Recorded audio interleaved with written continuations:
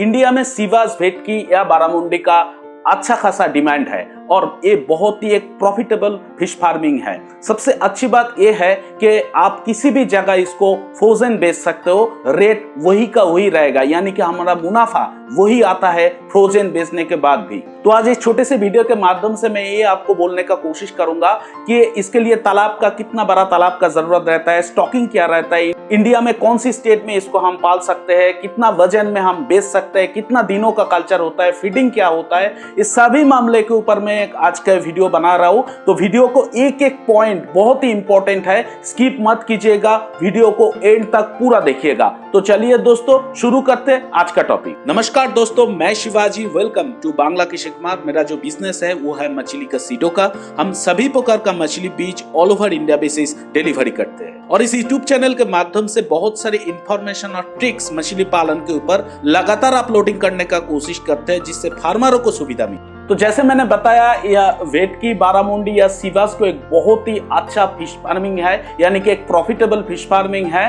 तो मैं आज कोशिश कर रहा हूँ आपका क्वेश्चनरीज लेके, यानी कि आप जैसे सीवास के बारे में जो जो क्वेश्चन मेरे को पूछता है उसके सब शॉर्ट अप करके मैं कुछ क्वेश्चनरीज लेके आया हूँ। अगर ये वीडियो अगर आप शुरू करना चाहते हो तो अगर आप देखेंगे तो आपका सामने मोटा मोटी एक आइडिया आपको चला आएगा कि आपको शुरू करना है कि नहीं, अगर करेंगे तो प्रॉफिटेबल होगा क्या नहीं है। और इस वीडियो में मैंने ये डिटेल्स में बात नहीं कर पाया क्योंकि वीडियो बहुत ज्यादा बड़ा हो जाएगा। तो मैं कोशिश करूंगा आगे जाके इसका सिर्फ फीडिंग मैनेजमेंट के ऊपर या तालाब कैसे हम तैयार करें इसके ऊपर अलग अलग वीडियो बनाने का मैं कोशिश करूंगा।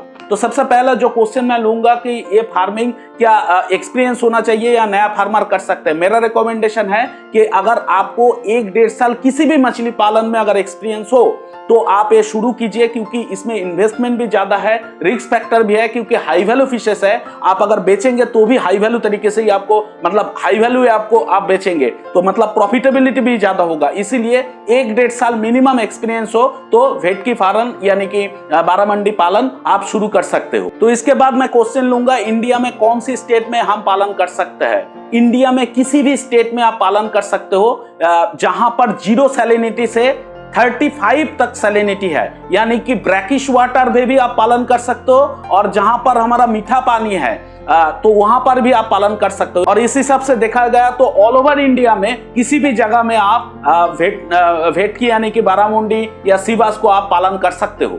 उसके बाद मैं क्वेश्चन लूंगा कि केज कल्चर यानी कि नॉर्मल तालाब या केज कल्चर में पॉसिबल है। नॉर्मल तालाब में तो पॉसिबल है ही, केज कल्चर में भी इसको बहुत ही प्रॉफिटेबल है। इसलिए जो लोग केज कल्चर कर रहे हो वहां पर सीवास आप इंट्रोड्यूस करो, हाई वैल्यू फिशेस है, आपको प्रॉफिटेबिलिटी बहुत ज्यादा होगा। इसके बाद मैं क्वेश्चन लूंगा कि कितना महीनों का कल्चर रहता है। इन जनरल 8 से 10 महीनों का कल्चर रहता है। 800 से 1 केजी 200-300 अकॉर्डिंग टू फीडिंग के ऊपर डिपेंड करता है। तो आपको वेट मोटा मोटी इस महीनों के अंदर आ जाएगा। तो इन जनरल 8 से 10 महीनों का कल्चर है, वही कल्चर में आप बेच डालिएगा। उसके बाद मैं क्वेश्चन लूंगा कि फीडिंग यानी कि खाना में क्या दूं। जी हाँ दोस्तों, खाना में एक्चुअली थ्रस्ट फिश यानी कि जो छोटा छोटा मछली है, जैसे चीतल काम देते हैं वही मछली आपको देना पड़ेगा, वैसी तरीके से मछली भी आपको देना पड़ेगा।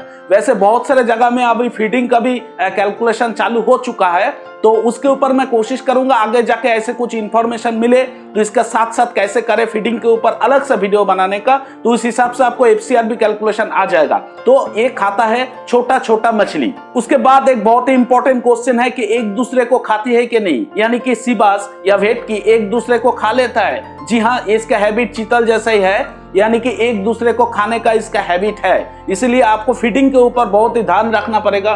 फीडिंग कम मिले यानी कि उसको खाना मिले, खाना कम मिले, खाना नहीं मिला तो वो एक दूसरे को मतलब बड़ा छोटा को धीरे धीरे खा लेंगे। तो ये आपको ध्यान में रखना है। उसके बाद मैं क्वेश्चन लूंगा, तालाब का साइज क्या होना चाहिए।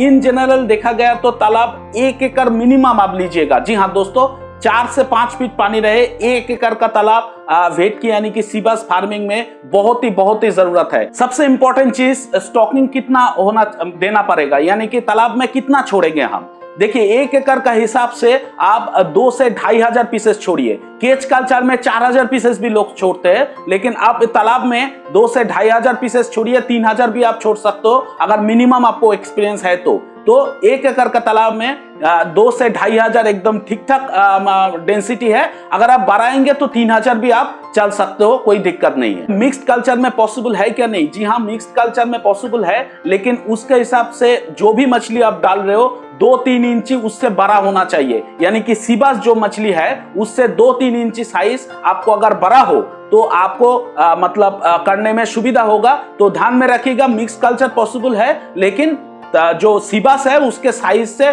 2-3 इंची बड़ा साइज का मछली आपको डालना है। जी हाँ दोस्त, तो मेरा एक छोटा सा कोशिश था आपको कुछ पॉइंट निकालने का भेटकी या सीबास फार्मिंग के ऊपर। अगर आप लोग स्टार्टिंग करना चाहते हो तो मैंने जैसे बताया आगे जाके मैं वीडियो बनाने का कोशिश करूंगा, तो तब तक के लिए जुड़े रहिए। और सीबास के ऊपर और भी इंफॉर्मेशन मैं कोशिश करूंगा आगे डालने का, एक अलग अलग पार्ट का वीडियो। लेकिन पहले ये इंट्रोडक्शनरी वीडियो जो मैंने आज बनाया, ये वीडियो जरूर देखिए बिफोर स्टार्टिंग सीबास या भेटकी फार्मिंग। तो आपको जानना है बहुत जरूरी है, क्योंकि ये बार बार मैं बोल रहा हूँ इन्वेस्टमेंट प्रोजेक्ट है, और इन्वेस्टमेंट इसमें सीड से लेके कॉस्टिंग इसमें बहुत ज्यादा लगेगा आपको, क्योंकि आप ये हाई वैल्यू फिशेस है, आपको मुनाफा भी इस हिसाब से ज्यादा ही आएगा।